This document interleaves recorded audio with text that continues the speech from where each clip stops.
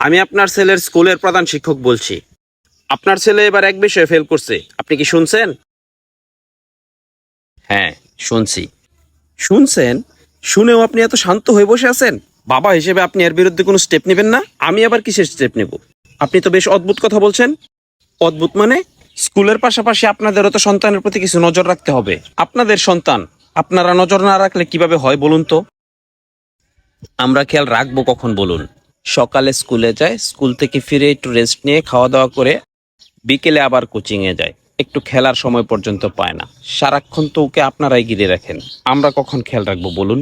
অদ্ভুত কথা বলবেন না। ছেলে ফেল করেছে আর আপনারা ছেলের উপর খেয়াল রাখার সময় পান না। অভিভাবক হিসেবে আপনার ছেলের উপর আপনার শক্ত স্টেপ নেওয়া উচিত ছিল না?